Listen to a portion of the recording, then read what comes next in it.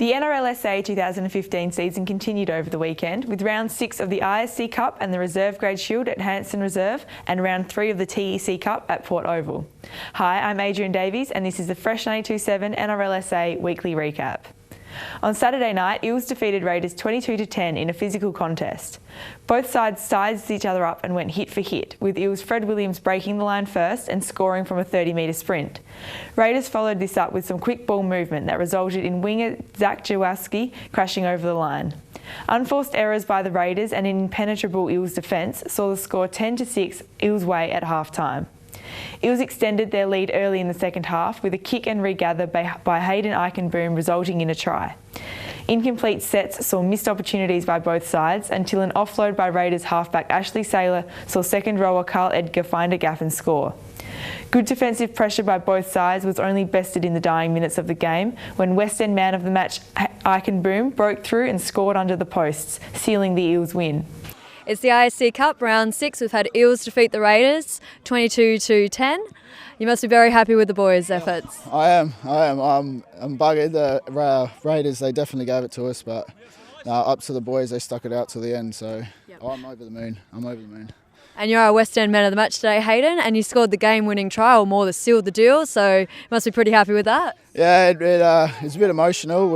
We've always come short against Henley, and they're a great side, and I'm just so happy the boys stuck it to them when we got the result today.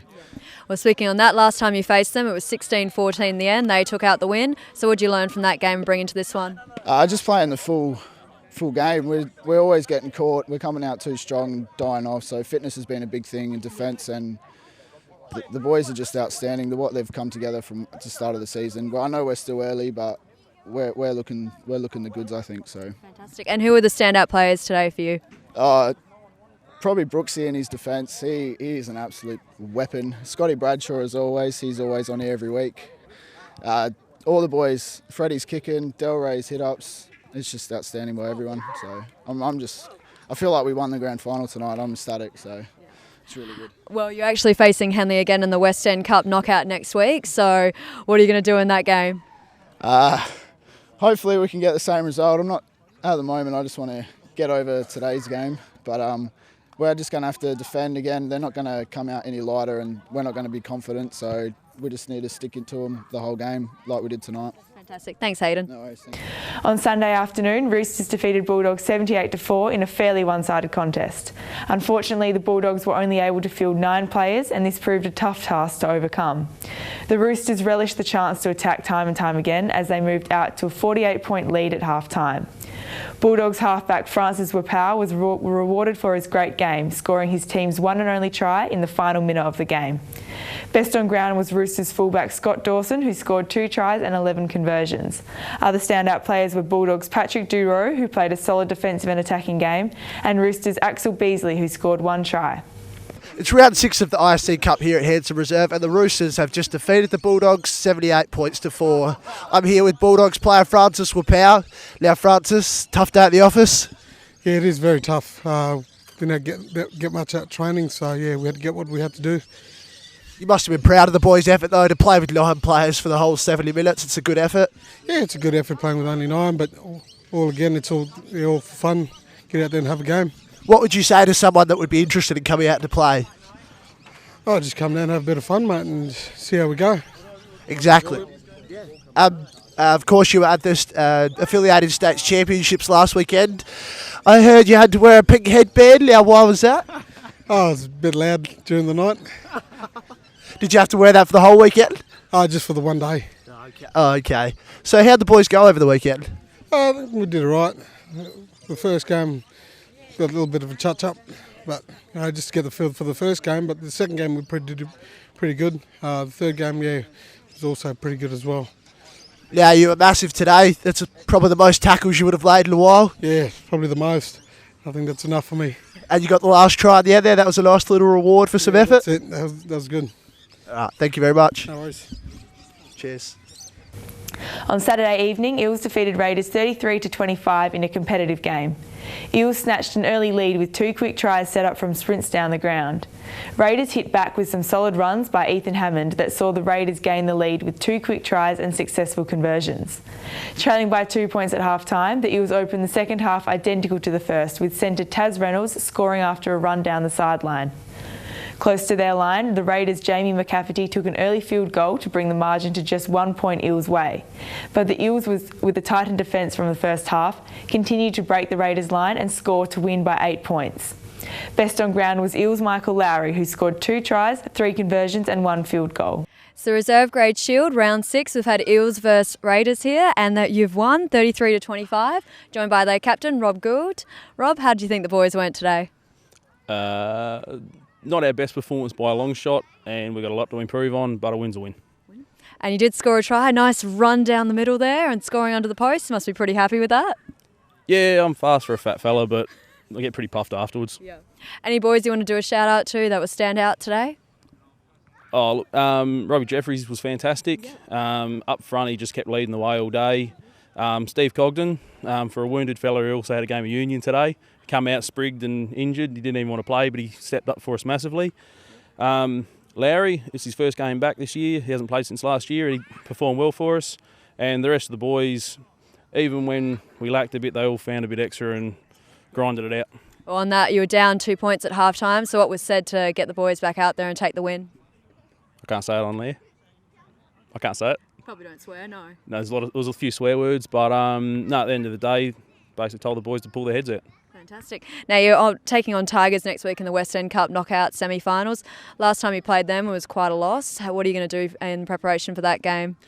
Well, look, I mean, coming out of that, the trouble is, with the reserve grade this year, we're struggling to get the same blokes on the park each week. We had a big turnout at training and just gone, which has been fantastic. The boys are starting to roll up, so we can prepare better. And if we get enough numbers, it might be a bit more competitive, seeing as last time I think we only had 11 against them or something stupid. So, if we can have a bench like we did today where we can rotate, get fresh legs, it makes a big difference. Fantastic. Thanks very much. Thank you. On Sunday afternoon, Tigers defeated Panthers 30-16 in a tight physical tussle. Looking to maintain their unbeaten start to the season, the Tigers struck first with a try in the opening stages. After a tense first half, the Tigers managed to establish a crucial 10-point lead over the Panthers. With fatigue setting in for both teams, play slowed down in the second half, which worked in the favour of the Tigers, who ran down the clock to steal a 14-point win. Best on ground was Tigers' Deshaun Bourne, who was involved in a number of line breaks and set up multiple scoring opportunities. Panthers' standout player was young fullback Brodie Mayhew, who played an exciting game in attack and defence. It's round 6 of the reserve grade Shield here at Hanson Reserve, and the Tigers have just defeated the Panthers by 14 points. I'm here with Deshaun Bourne. Now, you must be happy with the win? Yeah, it was a good win. We were a couple of weeks down at the end, so it made it even better to get up and work hard the whole game and push for the win, so it was good. Yeah, you touch on that. A few players off the field at the end there made the rest of you guys work a bit harder there for the last 10 minutes. Yeah, it was hard, but yeah, we dug deep, as I said, and yeah, really pushed through. And when they came back on at the end there, it just gave that bit more motivation to finish off with a good try, so it's good. You must have been happy with your performance. Quite a few line breaks there through the middle. Yeah, it could have been a bit more better in defence. Got a bit lazy towards the end, but just got tired. But yeah, just keep pushing each week and working hard, and yeah, obviously get through, so it's good. What was the key to your victory, do you think? Just not giving up, I guess. Really, talking to each other in the end, and yeah, solid defence, obviously. So it's good. Which one of your teammates was probably the best player besides yourself, obviously?